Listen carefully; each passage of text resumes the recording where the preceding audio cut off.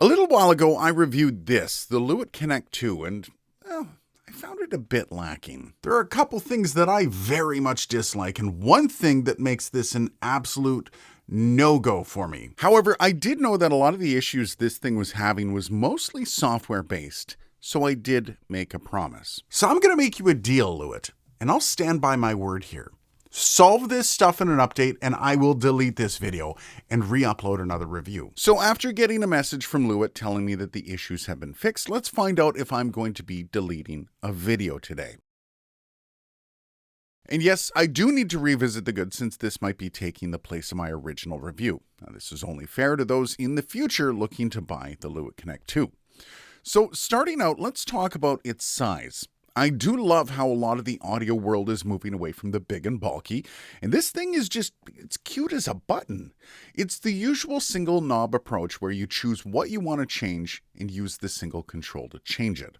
Nothing really mind-blowing here, but this thing does it with a scroll wheel instead of a knob, which is actually kind of cool. But in order for this approach to work, you need a decent app to really fill it out. And I'm happy to say Lewitt really nailed their software interface. If you're familiar with the Connect 6 interface, it's a lot like that, and it allows you to use all the DSP effects as well as the basic controls of the interface through that software. And there's a few extra tricks in there as well. And that mostly comes down to customizability, which is actually quite good on this. Change the button colors, which is a nice touch, but also the ability to assign a custom button with a short list of abilities to assign to it. And lastly, when it comes to the things Lewitt got right, the specs on this thing are really fantastic. 24-bit up to 96 kilohertz. 72 dB of gain on the mic preamp, and 60 dB on the instrument input. As for the EIN, something weird kind of happened. It's an EIN of neg 129 dBV, which is a bit misleading and generally comes as dBu instead of dBV. Now, in case you're wondering for the comparisons, that makes this thing a neg 127 dBu for the EIN. But here's a good time to remind you of the perks of this unit. It has auto setup, auto gain, clip guard, as well as EQ compression and denoise features. So with all that, let's revisit the bad. Now, my first complaint was about the USB cable. Not really something that's a deal breaker, so let's just move on from that. The headphones are up next, and this is what I said about that. The headphone preamps are something called 0 ohm, and they're meant to create an authentic listening experience. I call them 0 good as they struggle to get any signal to my Rode headphones, which are only 30 ohms. And well, is this still the case? I know they were well-meaning with this and the idea is cool, but having to use the high impedance mode for 30 ohm headphones, it's a bit weird.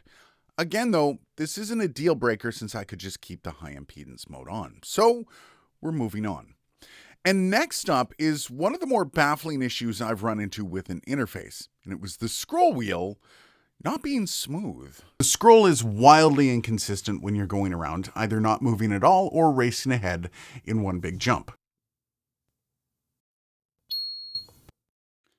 Now, this was an obvious software issue, but it ruined the enjoyment of the use of the product completely. I'm happy to report that the issue was fixed with the updates, and that means this thing's now usable. Probably the biggest improvement so far from the update.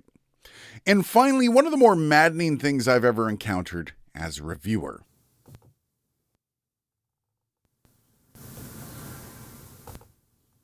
Now we're testing the clicking sound when you gain up or down with the Lewitt Connect 2.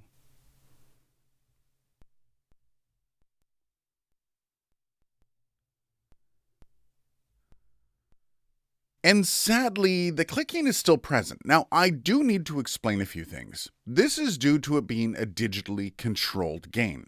This is common, or at least to some degree. In fact, you get the same kind of clicking on the Connect 6, just a lot quieter. However, I will say that the clicking does seem to be quieter on the Connect 2 after the update, and I think it has to do with the smoothness of the scroll wheel now, though I don't think it's as quiet as the Connect 6 yet. Again though, after chatting with Lewitt and their reasoning behind their auto gain setup, I do see their stance a bit more. Perhaps this is just a bloody good reason to leave your gain alone, but this is also why I like analog controls.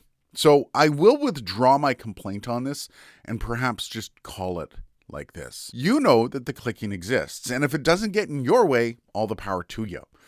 But if you like to ride your gain, and I do in certain situations, perhaps this is something you want to think about, either changing your ways or looking elsewhere. But in the end, I'm going to call this one a success, and this is something I find very reassuring about working with companies like Lewitt. There's nothing against them. I actually do love their products, and it just makes you appreciate them all the more when they start to make changes when those problems pop up. And let's be honest, they aren't the first company to have some quirks when a first iteration of a product is released. So good on Lewitt, giving customers reason to trust them just by updating their products after listening to feedback. So with that in mind, I guess I'm removing my former video, and we're going to let this one take over. Let me know what you think down below though. Cheers guys, and I'll see you in the next video.